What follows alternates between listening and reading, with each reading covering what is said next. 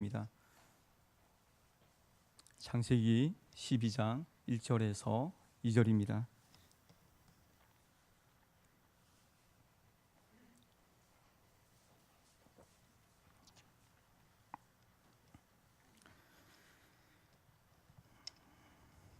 한 목소리로 봉독하겠습니다.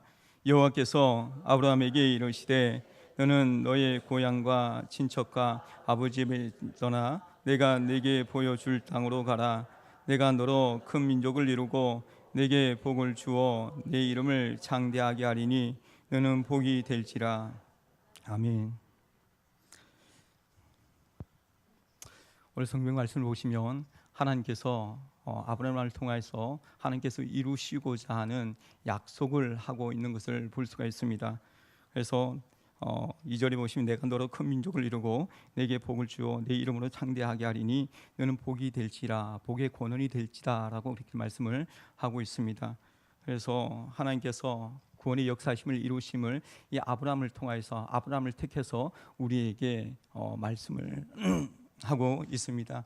그래서 하늘의 별과 같이, 그리고 믿음의 자녀들이 땅이 모래알 같이 하나님께서 많게 하시겠다라고 그것을 이루어 주시겠다라고 말씀을 하고 있죠. 그래서 그것이 오늘날에 다 이루어졌고 계속 진행하고 있는 것을 볼 수가 있습니다. 그래서 아브라함을 통해서 예수 그리스도가 이 땅 가운데 오시고 예수 그리스도를 통해서 믿는 믿음의 자녀들이 이 땅 가운데 70억 명 중에서 20억 명이 믿는 자들이라고 그렇게 말씀을 하고 있습니다. 그것을 다 펼쳐나 보면 얼마나 많겠습니까? 하늘의 별과 같이, 땅의 모래알 같이 엄청나게 많다라는 것을, 그때에 하나님께서 아브라함을 부르셔서 이루시겠다라는 그 약속이 오늘날에 이루어졌고 이루어져 가고 있는 것을 우리에게 말씀을 통해서 전해주고 있습니다. 그래서 이 성경 말씀을 보시면 신구약을 다 예수 그리스도를 이야기를 하고 있는 거죠. 창조의 역사를 이야기하고 있고 구원의 역사심을 우리에게 말씀을 하고 있습니다. 그래서 이 구원의 역사심을 오늘 조금 말씀을 나누고자 합니다. 하나님께서 대초에 하나님이 천지를 창조하시니라 라고 말씀하고 있죠. 모든 것이 하나님으로부터 시작되었다라고 우리에게 선포하고 이 성경이 시작하는 것을 우리에게 보여주고 있습니다. 그래서 첫째 날에 하나님께서 뭘 만드셨습니까? 빛이 있으라 하시매 빛이 있었고 빛과 어둠을 나누사 빛을 낮이라 칭하시고 어둠을 밤이라 칭하셨습니다. 하루를 하나님께서 창조하신 것을 우리에게 보여주고 있죠. 그래서 하나님께서 창조하시는 것을 제가 언제 이것을 느끼게 됐냐면, 제가 예수님 믿고 나서 하나님께 창조하심을 보여지기 시작하더라고요. 이것을 이제 아이들한테 한번 이야기를 했던 적이 있는데, 하루 24시간이 하나님께서 이제 창조하여서 이 하루를 만드셨지 않습니까? 하루를 자고 나면 또 그 다음에 또 하루가 있는 것입니다.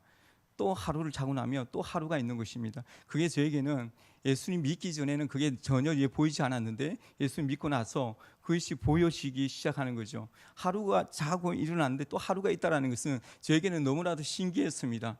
그래서 하나님께서 하루를 시작하게 하고 나서 또 하루를 시작하게 하시고 또 하루를 시작하게 하는 그 모든 것들을 하나님께서 창조하셨다는 것에서 너무나도 놀라웠던 거죠.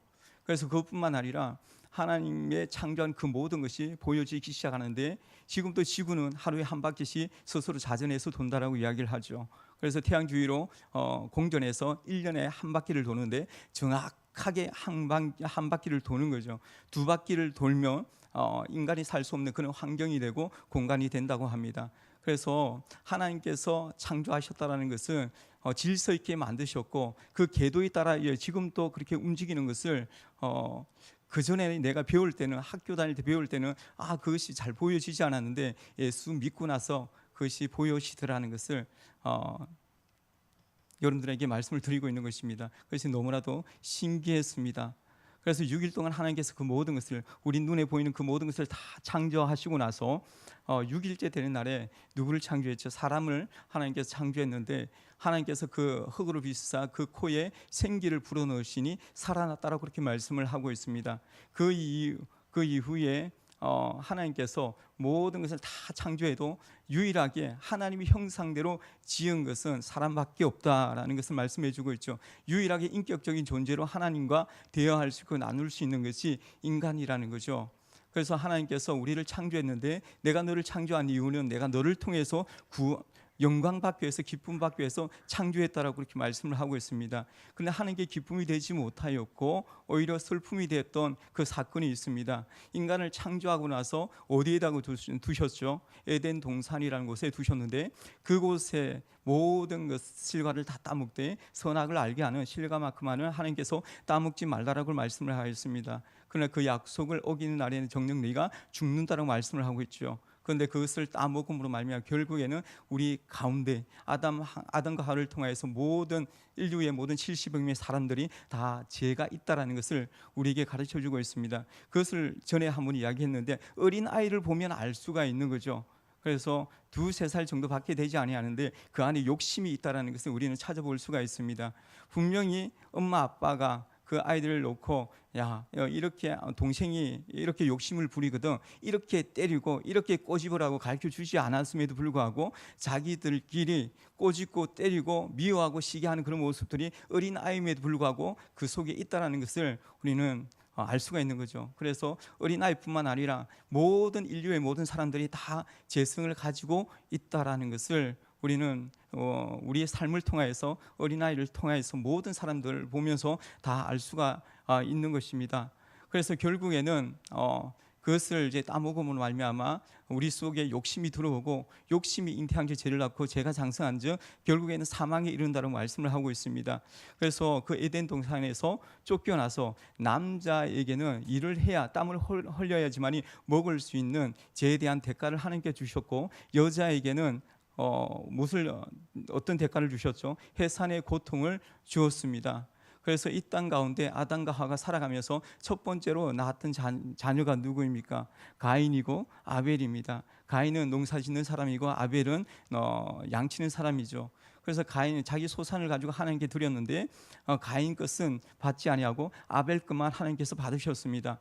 그러므로 인해서 가인이 시기하고 질투하여서 그 동생을 돌로 들에서 쳐 죽이는 그런 결과를 낳게 되는 것을 볼 수가 있습니다. 얼마나 사람이 얼마만큼 악해질 수 있는가를 보여주는 거죠. 동생이 아무리 잘 못했다 할지라도 어떻게 돌로 쳐 죽일 수가 있겠습니까? 그래서 점점 사람이 많아짐으로 말미암아 사람의 그 제약이 극에 달하게 되는데 노아 시대에 가서 사람이 얼마나 악한가를 보여주고 있죠. 그래서 그 사람을 보면서 하나님께서 한탄했다라고 사람을 지었음을 하나님께서 후회했다라고 그렇게 표현을 하고 있습니다. 얼마만큼 악하면 자기들이 생각하고 계획하는 모든 것들이 항상 악하다라고 그렇게 말씀하고 있습니다. 내가 정한 여자로 인하여서 다 아내로 삼았다라고 할 정도로 그 시대는 너무나도 악한 시대임을 말씀해주고 있습니다. 하나님께서 도저히 눈으로 볼 수 없는 그 시대를 물로 심판하기로 하나님께서 결정을 하시고 다 물로 심판하기로 결정하기 전에 누구를 선택했죠? 그 당대의 의인이었던 노아를 선택을 합니다. 그 노아의 가족 셈과 함과 야벳 그의 아내들이 총 8명입니다. 다 합쳐서 가족들이 그 가족만 그 당대의 의인이었던 노아만 빼놓고 나머지는 물로 다 심판하는 그런 모습을 볼 수가 있죠. 120년 동안에 그 배를 만들라라고 그 어떻게 만들 것까지도 다 모든 것을 다 정해 주신 것을 보여주고 있죠. 거기 120년 기간 동안에 아무 말도 하지 아니하고 그 배만 만들었겠습니까? 그들에게 분명히 하나님께서 분명히 심판하실 거라는 것을 그들에게 엄청나게 많이 알렸을 것입니다. 악한 시대고 정말 악한 시대 중에서도 가장 악한 시대, 그 시대에 얼마나 많은 위협을 선한 노아가 위협을 받았겠습니까? 그럼에도 불구하고 하나님께서 분명히 심판한다라는 것을 물로 심판할 것이고 이 지상의 모든 호흡하고 기식하는 모든 것들이 물로 다 하나님께서 심판하실 것을 그 배를 만들면서도 그들에게 엄청나게 많은 복음이 전해졌음에도 불구하고 노아를 통해서 배가 만들어지고 나서 이제 노아의 배 문이 닫힘으로 인해서 그 사람들이 다칠 때까지 시집가고 장가가고 먹고 마시며 놀았다라는 것을 성경은 분명히 우리에게 가르쳐주고 있습니다. 아무도 한 사람도 구원받지 못하는 그런 모습을 볼 수가 있죠. 그래서 노아 방주가 문이 닫히고 나서 하늘의 창이 열리고 땅에서 샘이 터지고 40주야로 밤낮 가리지 아니하고 비가 내렸다라고 말씀을 하고 있습니다. 그래서 온 인류의 모든 높은 산까지 다 물이 차서 물로 통하여서 하나님께서 심판을 이루셨음을 말씀해 주고 있는 거죠. 그리고 나서 이제 노아 가족까지 다 멸했으며 인류가 다 멸망할 텐데 다시 노아 가족을 통해서 인류를 시작하게 하는 것을 볼 수가 있습니다. 그는 인류의 하나님의 큰 축복인 줄 우리에게 보여주고 있습니다. 그래서 다시는 물로 심판하지 않겠다라고 우리에게 정보를 주신 것이 무엇입니까? 무지개입니다. 읽어보시면 무지개를 통해서 다시는 물로 심판하지 않겠다고 우리에게 무지개로 정보로 우리에게 약속을 해주셨죠. 그리고 9장 1절에 보시면 뭐라고 나와 있냐면 이제 노아를 통해서 이제 인류가 시작되는데 제가 한번 읽어드리겠습니다. 하나님이 노아와 그의 아들들에게 복을 주시며 그들에게 이르시되 생육하고 번성하여 땅에 충만하라고 그렇게 말씀하고 있습니다. 땅에 충만하라, 한 곳에만 살지 말고 이 지구상에 충만하게 평만하게 이렇게 살아나고 흩어짐을 하나님께서 명령을 하고 있는 거죠. 그런데 그들이 민족이 흩어짐을 면하지 않기 위해서 면하기 위해서 그들이 쌓았던 탑이 뭐죠? 바벨탑입니다. 그래서 이제 바벨탑이 쌓기 시작하죠.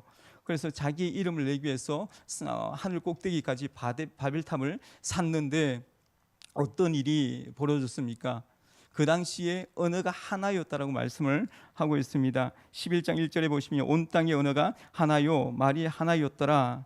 3절에 보시면 서로 말하되 자 벽돌을 만들어 견고히 굽자 하고 이에 벽돌로 돌로 대신하여 역청으로 진흙을 구워가면서 그들이 바벨탑을 쌓아가는 것을 볼 수가 있습니다. 그래서 바벨탑을 쌓아가는 그 가운데서 천사를 내려보내가지고 그들의 언어를 다 흩어버렸다라고 성경은 말씀하고 있습니다. 그로 인하여서 언어가 하나였던 것이 이제 서로 이제 대화가 되지를 않는 거죠. 천사를 통해서 모든 언어를 흩어버리셨기 때문에 그러므로 말미암아 하나님의 계획대로 하나님의 섭리대로 그 모든 민족들이 다 흩어짐을 당하는 것을 볼 수가 있습니다. 하나님께서 하나님 계획 가운데 하나님의 승리 가운데 모든 것이 이루어지는 것을 아무리 우리가 다른 방법을 찾는다 할지라도 하나님의 섭리를 우리가 거스를 수 없는 것을 우리에게 가르쳐주고 있는 것입니다. 그리고 나서 하나님께서 우리를 구원하기 위해서 누구를 택하셨죠? 갈대 우르에서 아브라함을 택하여서 오늘 성경 말씀에 봤던 것처럼 내 이름을 창대하게 하리니 너는 복이 될지라 복의 권원이 될지다 라고 말씀을 하고 있습니다. 아브라함을 통하여서 아브라함을 택해서 하나님의 역사심을 이루어가는 것을 볼 수가 있죠. 그래서 갈대아 우르에서 아브라함과 데라와 사라와 룻이 떠나는 것을 볼 수가 있습니다. 데라가 아버지죠. 그런데 저쪽에 지도를 그리자면 저쯤에서 우르며 이쪽으로 이제 티그리스가 유프라테스가 강 쪽으로 건너서 이쯤에 하란이 있습니다. 하란에서 누가 죽죠? 그의 아버지 데라가 죽습니다. 그래서 이쪽으로 와서 여기 보면 갈릴리 바다 요단강 사이에 지중해 그 사이에 이스라엘입니다.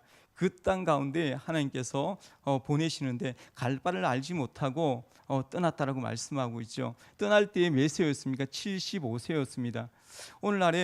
오늘날에는 이게 이제 하나님께서 이루어 주시겠다라는 하늘의 별과 같이 땅에 모래알 같이 너의 자녀가 믿음의 자녀들이 많게 하시겠다라고 했던 것이 오늘날에 이루어졌지만은 그 당시에는 75세에 그리고 사라는 65세였습니다.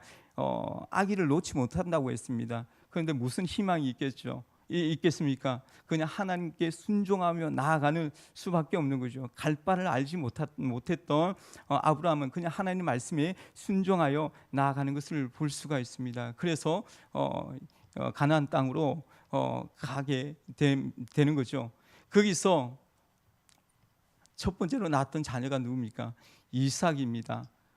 하나님께서 아브라함을 통해서 이루시겠다라는 그 구원의 약속이 구원의 섭리가 이제 이삭으로부터 이어지는데 이삭을 낳기 전에 누구를 통해서 그의 요정 하갈을 통해서 누구를 낳았죠? 이스마엘을 낳는 것을 볼 수가 있습니다. 그런데 하나님께서 이스마엘을 통해서는 안 된다고 그랬습니다. 그래서 사라와 아브라함을 통해서 난 자녀를 통해서 하나님께서 구원의 역사심을 이루어 가신다라고 분명히 말씀을 하시고, 이삭을 75세에 주시겠다라는 그 약속의 말씀에 25년이 지나고 나서 100세에 그 이삭을 얻게 되었습니다. 그리고 나서 이삭이 좀 자라고 나서 하나님께서 이삭을 바치라고 말씀을 하고 있죠. 그래서 이삭을 바칠 수가 있겠습니까? 눈에 넣어도 안 아플 약속의 아들, 약속의 자녀임에도 불구하고 그 아무 말 하지 아니하고 하나님 말씀에 순종하여 모리아 땅으로 그 사왕과 함께 제단을 쓸 나무와 준비해서 올라가는 것을 볼 수가 있습니다. 그때에 그 아들 이제 이삭을 묶고 그 제단 위에다가 올려놓고 칼로 잡으려고 할 때에 하나님께서 아브라함아 급하게 이제 아브라함이 하나님께서 아브라함을 부른 소리가 들리죠. 그리고 나서 뭐라고 이야기합니까? 이제서야 네가 나를 경외하는 줄 알겠다. 독자 아들도 아끼지 아니하고 내게 드리는 것을 보고 이제야 네가 나를 경외하는 줄 알겠다라고 하나님께서 말씀을 하시죠. 그리고 준비한 그 양을 가지고 하나님께 번제하여 올려드리는 그런 모습을 볼 수가 있습니다. 하나님의 구원의 역사심이 이제 아브라함에서 이삭으로, 이삭의 아들들이 누가 있죠? 야곱과 에서가 있습니다. 그죠? 그래서 야곱과 에서가 있는데 에서와 야곱은 틀리죠. 많이. 에서는 어떤 사람입니까? 에서는 아주 이제 강인하죠. 남성적인 그런 면이 있고, 그리고 야곱은 여성적인 그런 면이 있습니다. 그런데 사냥을 좋아하고, 그리고 야곱은 집에서 이제 요리하는 것을 좋아하는 조금 여성틱한 그런 면이 있습니다. 그런데 그 당시에는 모든 축복이 장자에게 있는 것으로 성경 분명히 말씀하는데, 팥죽 한 그릇에 장자권을 팔아버리죠. 팔아버렸다 할지라도 이삭이 축복을 이제 그 장자에게 주면 상관이 없는 거죠. 그런데 야곱이 속여가지고 축복을 받게 되는 그런 모습을 볼 수가 있습니다. 그래서 아브라함 통하여서 그리고 이삭을 통하여서 이제는 그 축복이, 구원의 축복이 어디로 이어지냐? 야곱으로 이어지는 것을 볼 수가 있습니다. 그래서 야곱의 자녀가 몇 명입니까? 12자녀가 있죠. 첫째는 루벤이고, 막내는 베냐민이고, 그리고 11번째가 요셉인데, 그 구원의 역사심에 지대한 역할을 했던 요셉의 모습을 볼 수가 있습니다. 12아들 중에서 특별히 이제 사랑했던 이제 요셉의 모습을 볼 수가 있습니다. 이 구별해서 사랑을 하면 안 되는데, 똑같이 동일한 마음으로 사랑해야 되는데, 특별히 요셉을 사랑하여서 채색 옷을 입혔다라고 성경은 말씀을 하고 있습니다. 그래서 아들들이, 다른 형제들이 요셉을 그렇게 좋아하지 않았습니다. 한 날은 이제 아버지의 양을 치기 위해서 그의 형제들이 11명의 형제들이 들로 나가는 것을 볼 수가 있습니다. 그래서 그 형들이 들로 가서 양을 잘 치고 있는가를 한번 확인하고 오라고 심부름을 보내죠. 그리고 나서 그 들로 요셉이 아버지의 심부름을 가지고 가는데, 저쪽에 꿈꾸는 자가 온다라고 형들이 이야기를 합니다. 그래서 저놈을 죽여버리자 라고 이야기를 하죠. 구덩이를 파고 그 구덩이 안에 집어넣는 것을 볼 수가 있습니다. 그때에 요셉을 살렸던 이제 형이 루벤이 죽이지 말자고 함으로 말미암아 어디로 팔려갑니까? 애굽으로 팔려가게 되는 것을 볼 수가 있습니다. 비구한 인생의 요셉의 인생을 볼 수가 있습니다. 여러분들이 요셉이라 생각했을 때에 이 상황에서 될 대로 되라고 내 인생이 왜 이러노 하면서 그렇게 이제 살아갈 수가 있지만은 그의 요셉의 인생을 우리는 본받아야 될 점들이 너무나 많습니다. 어디를 가든지 요셉의 인생에 하나님께서 개입하시고 하나님과 늘 함께하는 것을 볼 수가 있습니다. 그래서 보디발의 그 시위대장 보디발의 집으로 또 이제 종으로 팔려가지만은 거기서 모든 재반 행사를 총무 역할을 누가 합니까? 요셉이 하는 것을 볼 수가 있습니다. 요셉이 하나님께서 그 산 가운데서 늘 함께했다라는 것을 보여주는 거죠. 요셉에게 지혜를 주심으로 말미암아 그 모든 먹는 것 빼놓고는 시대장이 먹는 것 빼놓고는 그 모든 것을 집안을 다 요셉에게 맡겼다라고 말씀을 하고 있습니다. 요셉이 있음으로 말미암아 더 이제 그 집안이 잘 되는 것을 볼 수가 있죠. 그리고 나서 유혹하는 그런 모습들이 있습니다. 보디발의 아내가 날마다 이제 유혹하는 그 가운데서 오늘날은 우리 유혹하는 것들이 많이 있습니다. 유혹을 당할 때에 요셉이 유혹하는 자리에 있으면 아무리 요셉이라도 유혹을 당할 수밖에 없습니다. 그것도 인간이기 때문에. 그런데 어떻게 했죠? 그 자리를 피했다라고 말씀을 하고 있습니다. 그래서 피함으로 말미암아 자기가 잘못하지 않았음에도 불구하고 그 요셉이 결국에는 누명을 쓰고 다시 감옥으로 들어가는 그런 모습을 볼 수가 있습니다. 정치범들이 있는 정치범 수용소로 들어가게 되었는데 그때에 떡가는과 술가는을 만나게 되죠. 거기서도 여러분들 알다시피 죄인으로 감옥에 들어갔지만은 그 죄수를 관리하는 것이 요셉이라고 그렇게 말씀을 하고 있습니다. 가는 곳곳마다 할 수 없는 그 인생을 펼 수 없는 그 인생 가운데 하나님께서 그의 인생을 잘 되게 하는 것을 볼 수가 있습니다. 머리가 될지언 꼬리가 되지 말라고 말씀을 하고 있는데 항상 머리가 되고 어뜸이 되는 요셉의 인생이 우리에게 보여주고 있는 거죠. 술가는과 떡가는 여러분들 잘 알다시피 술가는은 어떤 사람입니까? 왕이 술을 먹기 전에 그 안 독이 들어 있는지를 먼저 먹어보는 사람입니다. 떡을 먼저 왕이 먹기 전에 떡 안에 독이 들었는지 먹어보는 사람이 술관원이고 떡관원이라는 거죠. 무슨 이유에 쓴지 그게 이제 감옥에 들어와 있는 거죠. 그들이 꿈을 꿉니다. 꿈을 해석할 길이 없는 거죠. 그때 요셉이 꿈꾸는 자이기 때문에 그들의 꿈을 해석을 해줍니다. 3일 후면 떡관원을 죽게 되고 술관원은 나가게 된다라고 이야기를 하죠. 그때에 술관원은 정말 3일이 되었을 때에 왕이 불러서 이제 석방하게 될 때에 요셉이 이제 술관원에게 뭐라고 부탁합니까? 나도 이제 이런 억울하게 여기 들어왔기 때문에 나중에 나가서 왕에게 나의 억울함을 이야기해 달라고 좀 부탁을 하죠.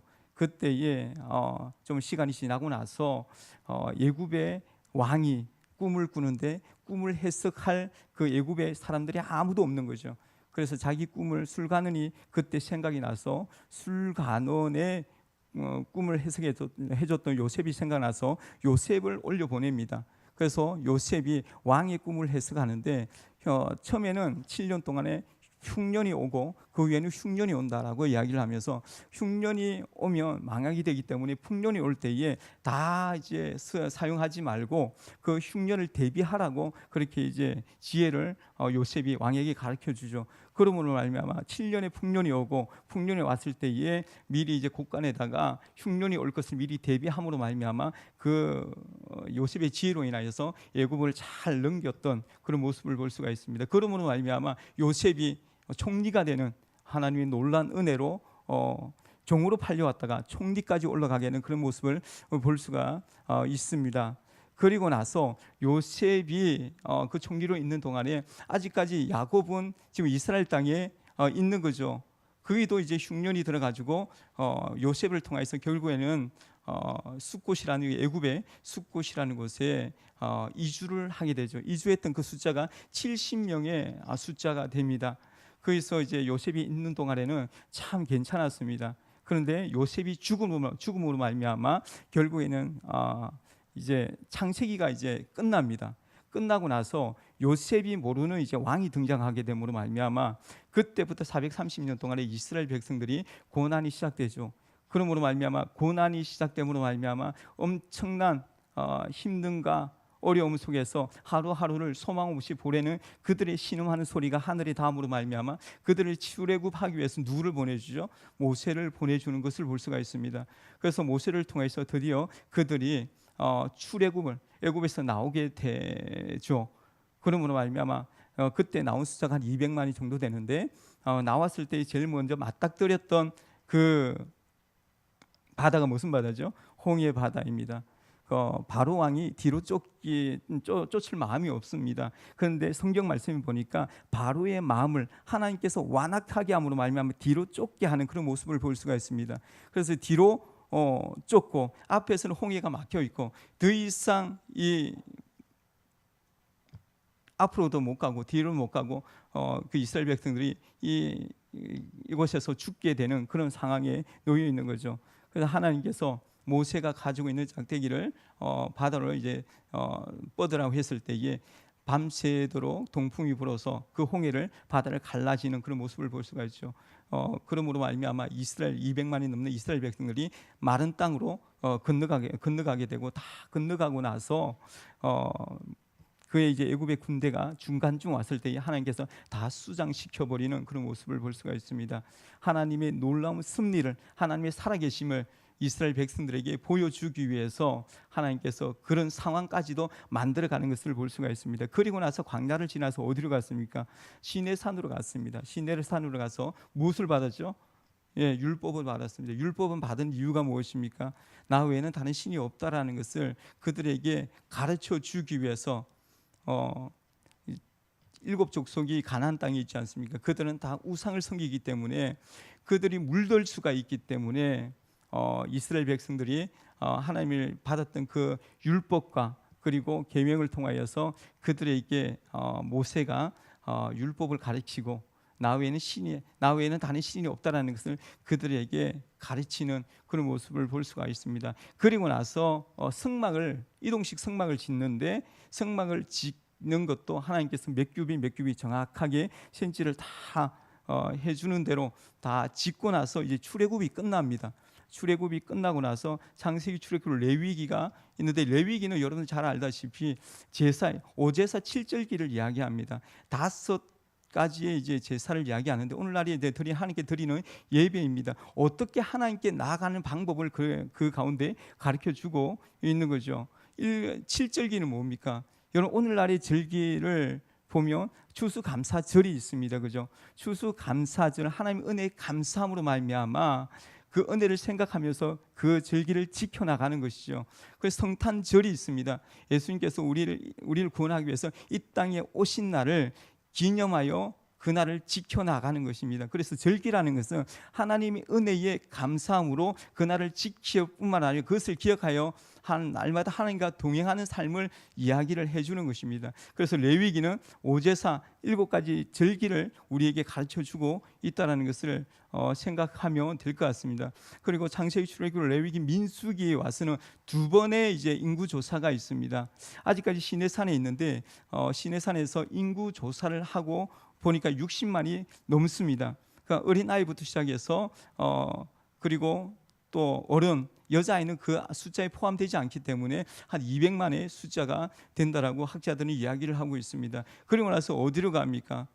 인구 조사를 하고 나서 가데스 바네아로 가면 가데스 바네아로 가서 그들이 이제 가나안 땅에 들어가기 위해서 12정탐꾼을 보내죠. 그래서 10명의 정탐꾼과 2명의 정탐꾼이 보고가 틀립니다. 똑같이 이야기를 하는 것은 젖과 꿀이 흐르는 땅이 많습니다. 하나님께서 주시는 그 땅이 많습니다. 그런데 10명은 뭐라고 부정적으로 이야기를 하죠. 그 땅에 경관성이 있고 네피림 족속이 있습니다. 거인 족속이 있습니다.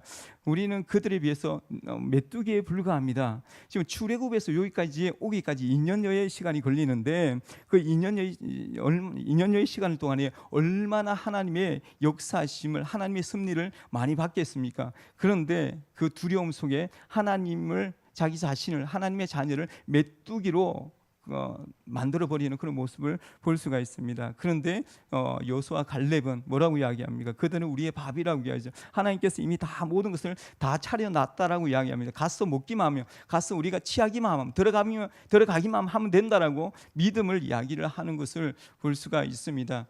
그러나 여론이 멸명적으로 이스라엘 백성들이 다 몰리게 되는 거죠. 그들이 밤새도록 하나님을 원망하고 그리고 지도자를, 모세를, 아론을 원망하는 그런 모습을 볼 수가 있습니다.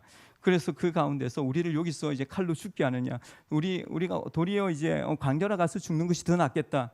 하나님께서 이제 그들 가운데 나타나셔서 너희들이 말한 대로 그들을 해주겠다라고 말하면서 그들이 돌려가지고 가나안 땅에 들어가지 못하고 광야로 가서 40년 동안에 광야 생활을 하는 것을 볼 수가 있습니다. 그래서 광야에서 1세대는 다 죽고 나서 이제 40년이 지나고 나니까 또 2세대가 이제 자라게 됐습니다.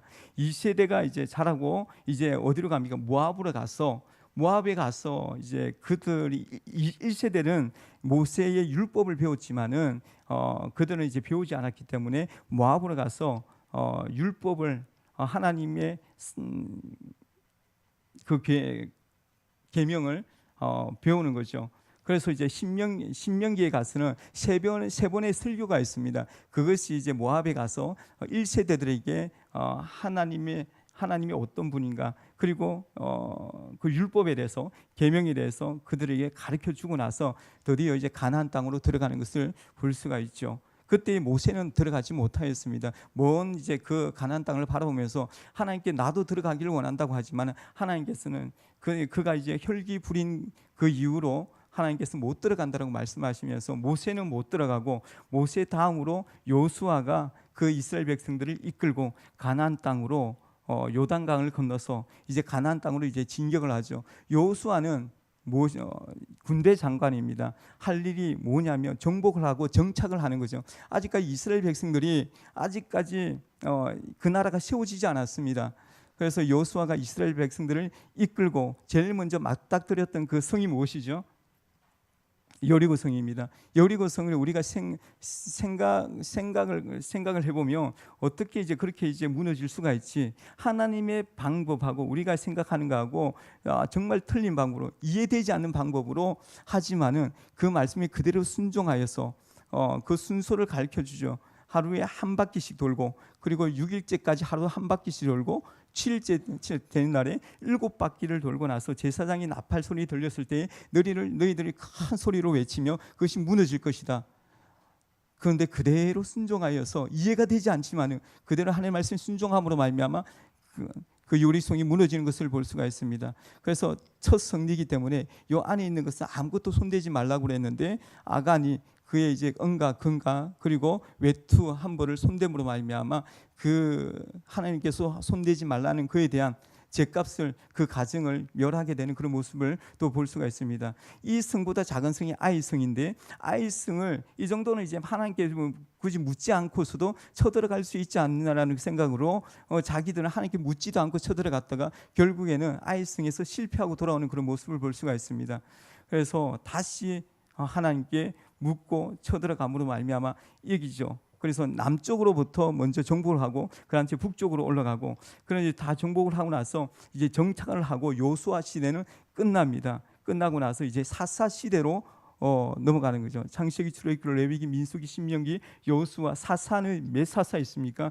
12사사입니다. 12사사 시대를 여러분들이 잘 알지만 암흑기 시대이지만, 암흑기, 희망도 없고 소망이 없는, 왜 그렇습니까? 그들이 이제 다람쥐 쳇바퀴 돌듯이 계속해서 죄를 짓기 때문에, 죄를 짓고 나면 하나님께서 이제 다른 나라를 들어서 그들을 쳐버립니다. 쳐버리면 우리가 잘못했구나 깨닫고 죄를 짓지 않아야 되는데 그들이 이제 하나님 구해달라고 기도하니까 사사가 가서 또 이제 구해주고, 그리고 평화가 찾아오면 또 다시 또 이제 죄를 짓고, 그래서 계속해서 반복되는 이스라엘 백성들에게는 희망도 없고 소망도 없고 암흑기라고 했습니다. 캄캄하다라고. 암흑기에, 캄캄한 그 시대에 한 줄기 빛과같이 등장했던 사람이 있는데 루시입니다. 이방 여인이 구원의 하나님이 역사하시며 지대한 영향을 끼치는 것을 볼 수가 있습니다. 루시라는 모함 여자입니다. 이방 여자가 어떻게 하나님의 구원의 역사에 동참할 수가 있었는가? 여러분들 잘 알다시피 나오미라는 여자가 있습니다. 이스라엘에 살다가 아주 이제 흉년이 들어가죠. 그 가족이 어디로 이주를 하게 되죠? 모압 땅으로 이주를 하게 되는데, 잘 살면 되는데 그의 남편과 두 아들과 왔다가 그의 남편이 죽고 두 아들도 결혼을 했는데 결국에는 두 아들도 잃게 되는, 자기와 그리고 두 며느리만 남았던 거죠. 그러므로 말미암아 내가 더 이상 나이가 들어서 너희들을 위해서 아들을 낳아줄 수가 없기 때문에 너희들이 고향으로 돌아가라고 이야기를 합니다. 그때에 그들이 울며 불며 돌아가지 않겠다고 하면서 한 명은 돌아가고 한 명은 끝까지 남아 있는 것이 루시입니다. 루시 이제 대단한 고백을 하죠. 어머니 하나님이 나의 하나님이고 어머니가 가는 곳에 나도 가고 어머니의 백성이 나의 백성이고 어머니가 죽는 곳에 나도 죽겠다라고 대단한 믿음의 고백을 하면서 어머니를 따라가는 그런 모습을 볼 수가 있습니다. 그래서 어머니가 있는 그 고향으로 따라가 보니까 정말로 아무것도 없는 것이죠. 정말로 지금 수확철에 그 씨앗을 그 밭에 가서 그것을 주워다가 밥을 지어서 해 먹어야 연명해 가야 되는 그런 상황에 놓여 있는 거죠. 그렇게 함으로 인해서 소문이 이 여인에게 좋게 그 동네에 나게 되는 것을 볼 수가 있습니다. 그래서 이제 그 밭은 누구 밭이었냐면 보아스라는 사람이 밭인 것을 우리는 알 수가 있습니다. 보아스도 그 여인에 대해서 익히 좋은 그런 이제 소문을 듣고서 오히려 종들 보고 더 많이 주워갈 수 있도록 더 많이 떨어뜨리라고 하기도 하고, 그러므로 말미암아 나중에는 이 보아스와 결혼을 하게 되죠. 룻과 함께 결혼함으로 말미암아 난 자녀가 누구죠?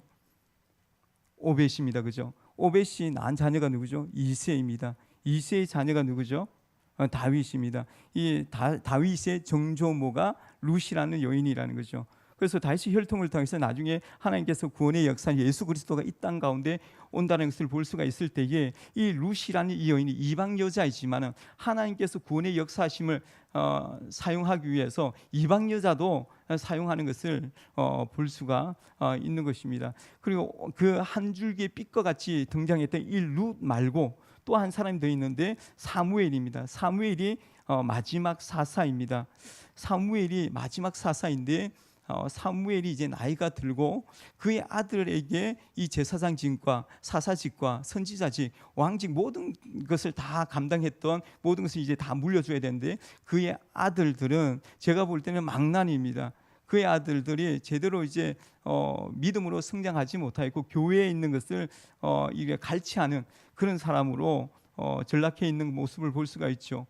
그래서 주위에 이스라엘 백성들이 그 아들들에 대해서 너무나 잘 아는 거죠. 그래서 우리에게 누구를 달라고 합니까? 우리에게도 이제는 왕을 달라고 하면서 외쳤던 것이, 그들이 원했던 왕이 첫 번째 사울 왕입니다. 그래 하나님 앞에 처음에는 잘하는 것 같지만은 나중에는 하나님의 영이 떠나고 하나님이 떠남으로 말미암아 악령이 들었다라고 그렇게 말씀을 하고 있습니다. 하나님께서 원하시는 왕이 아니었습니다. 그 두 번째 왕이 누구였죠? 다윗 왕이십니다.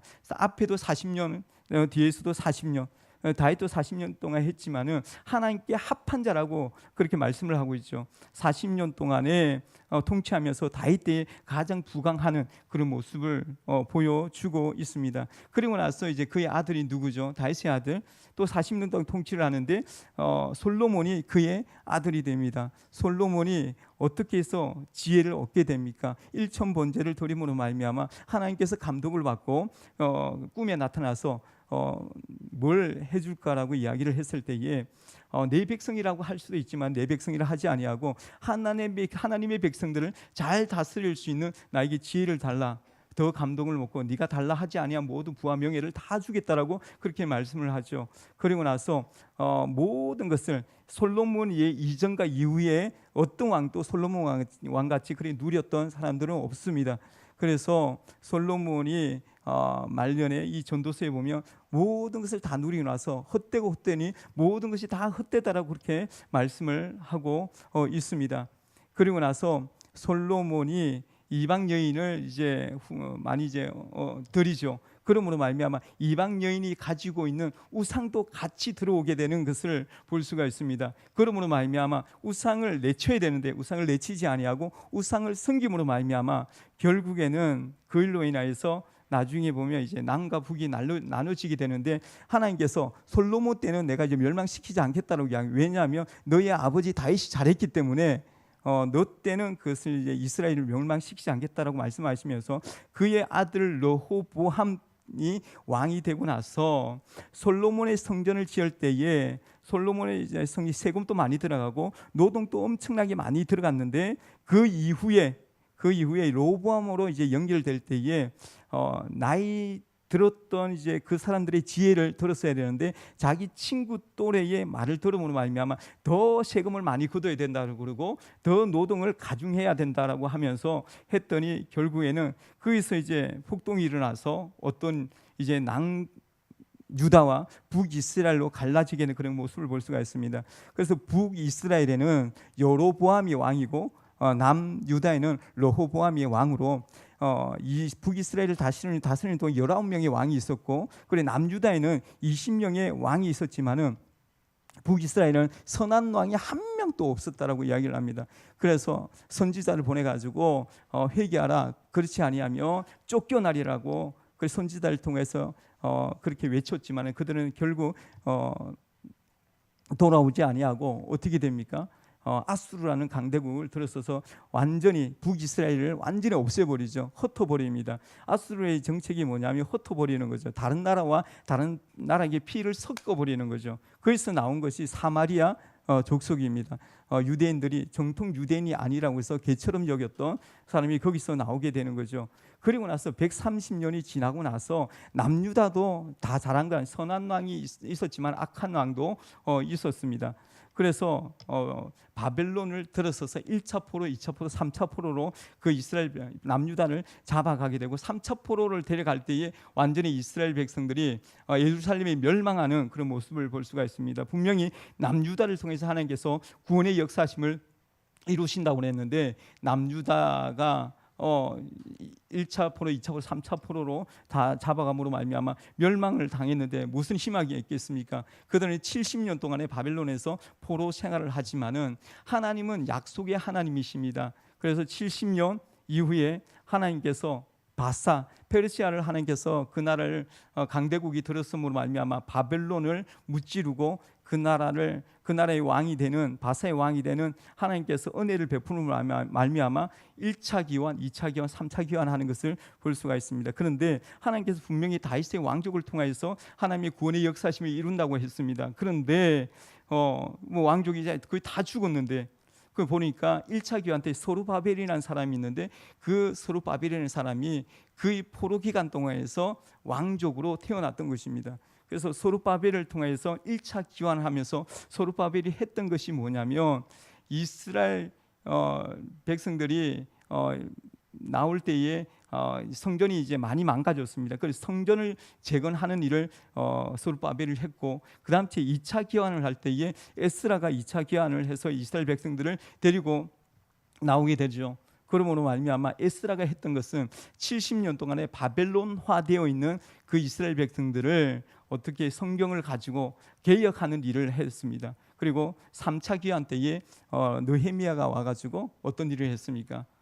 성벽을 재건하는 그런 모습을 볼 수가 있습니다. 그리고 나서 아수르, 바벨론, 페르시아 다음으로 강대국이 등장하는데 헬라 제국이 등장을 하죠. 헬라 제국은 알렉산드 대왕인데 가는 곳곳마다 엄청나게 많은 이제 나라들을 다 점령을 했는데 그의 정책이 뭐냐면 가는 나라들마다 그들의 언어를 갖다가 바꿔버립니다. 헬라 언어로 다 바꿔버립니다. 그 헬라 언어를 바꿔버림으로 말미암아 나중에 이 성경이 헬라 성경인데 그 성경을 통하여서 그들에게 복음을 쉽게 전할 수 있도록 미리 하나님께서 그렇게 작업을 해놓으셨다라는 거죠. 헬라 제국이 엄청난 대단한 제국입니다. 그런데 그보다 더 큰 제국이 등장함으로 말미암아 로마 제국이 등장하죠. 그러므로 말미암아 로마 속국으로 그 당시에 이스라엘 백성들이 있을 때에 예수 그리스도가 이 땅 가운데 오는 것을 볼 수가 있습니다. 제가 이제 창세기부터 쭉 이렇게 설명을 여러분들에게 해드렸는데 예수님께서 오시고 나서 3년 동안 사역을 하시면서 12제자를 세웠던 것을 볼 수가 있습니다. 그리고 나서 12제자를 세우고 나서 성천하며 올라갈 때에 너희들을 본 그대로 다시 이 땅 가운데 오신다라고 말씀을 하셨죠.